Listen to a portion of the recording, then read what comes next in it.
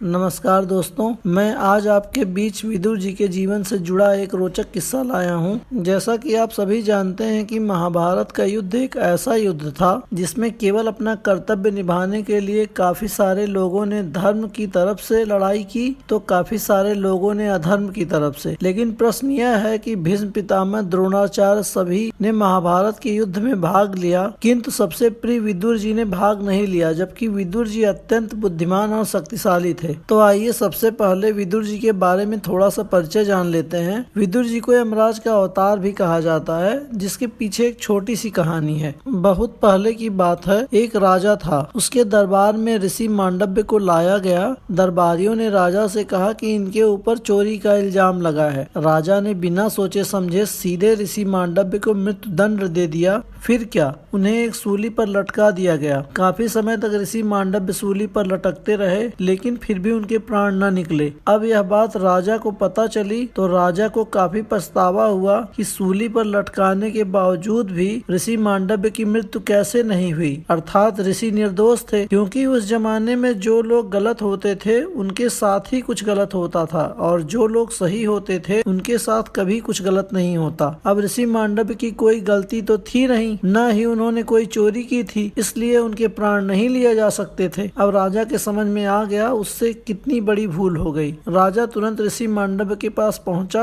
और उन्हें सूली से उतारने का आज्ञा दिया और उनसे हाथ जोड़कर माफी मांगा और ऋषि मांडव्य को कुछ धन धान्य देकर वहां से जाने के लिए आग्रह किया। किंतु इस दुखद प्रकरण के बाद ऋषि का मन नहीं लग रहा था और उन्होंने खुद से अपनी देह का त्याग कर दिया और सीधे यमराज के पास पहुंचे। यमराज के पास पहुंचकर उन्होंने काफी ज्यादा नाराजगी जताई और यमराज से बोले कि कैसे आपने मेरे साथ ऐसा अधर्म होने दिया। आप देख रहे थे ना, मेरी कोई गलती नहीं थी, इसके बावजूद भी मुझे सबके सामने अपमानित करके सूली पर चढ़ा दिया गया। आप बस मूक दर्शक बने रहे। तब यमराज ने कहा कि आपने अपने जीवन काल में एक पाप किया है। जब आप 12 साल के थे तब आपने पतंगे की पूंछ में सुई चुभो दिया था। यह बात सुनकर ऋषि मांडव्य काफी ज्यादा नाराज हुए और यमराज से कहा, वह पाप था तो यह क्या है? उस पाप के लिए इतना अपमान और अंततः मृत्यु दंड। इससे ऋषि मांडव्य ने क्रोधित होकर यमराज को श्राप दे दिया कि आपका भी जन्म इंसान के रूप में एक निम्न जात की दासी के बेटे के रूप में होगा। और ये श्राप यमराज को लग गया और इस प्रकार यमराज का जन्म विदुर जी के रूप में हुआ। विदुर जी कृष्ण जी के बहुत बड़े भक्त थे। इनकी भक्ति से प्रसन्न होकर कृष्ण जी ने विदुर जी को एक धनुष वरदान में दिया था और वह धनुष इतना शक्तिशाली था कि एक बार में लाखों करोड़ों का अंत कर सकता था। माना जाता है कि महात्मा विदुर के पास इतनी ज्यादा शक्तियां थी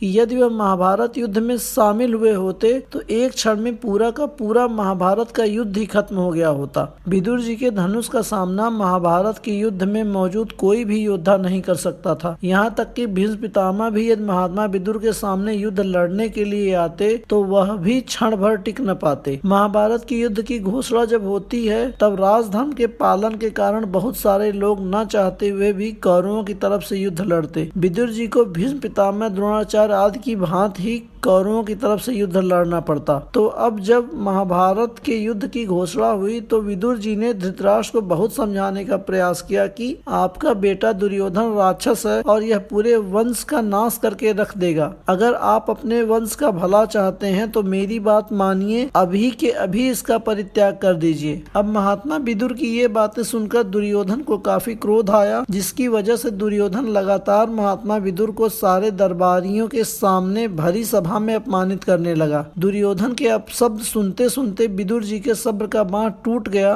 और उन्होंने क्रोधित होकर भरी सभा में सबके सामने अपने शक्तिशाली धनुष को तोड़ दिया और यह प्रण लिया कि चाहे कुछ भी हो जाए, मैं इस युद्ध में कभी भी किसी भी कीमत पर हिस्सा नहीं लूंगा और कोई भी मुझे इसके लिए मना नहीं सकता है। विदुर जी को पता था कि यदि उन्होंने यह नहीं किया तो उन्हें न चाहते हुए भी कौरवों की तरफ से युद्ध लड़ना होगा और अंततः पांडवों की हार हो जाएगी। इसलिए उन्होंने अपने बेहद शक्तिशाली धनुष को तोड़ दिया था। ये बात तो हो गई विदुर जी के महाभारत के युद्ध में भाग न लेने की। अब प्रश्न यह उठता है कि फिर विदुर जी की मृत्यु कैसे हुई? इसका उत्तर इस प्रकार है, जब महाभारत का युद्ध खत्म हो गया तब धृतराष्ट्र, गांधारी और विदुर जी एक आश्रम में जाकर घोर तप कर रहे थे। उनसे मिलने के लिए पांडव उस आश्रम में आए तब पांडव धृतराष्ट्र और गांधारी से मिले और विदुर जी के बारे में पूछा तो पता चला कि वो अभी भी तपस्या में लीन हैं। परंतु विदुर जी तपस्या करके जाग चुके थे और उन्होंने दूर से पांडवों को देखा तो वापस जाने लगे, क्योंकि विदुर जी चाह कर भी पांडवों से मिलना नहीं चाहते थे। तभी युधिष्ठिर की नजर उन पर पड़ी और अब पांडव दौड़कर विदुर जी का पीछा करने लगे। तभी विदुर जी एक वृक्ष के नीचे बैठ गए। पांडव कुछ पूछ पाते इससे पहले विदुर जी ने स्वयं ही अपने शरीर का त्याग कर दिया।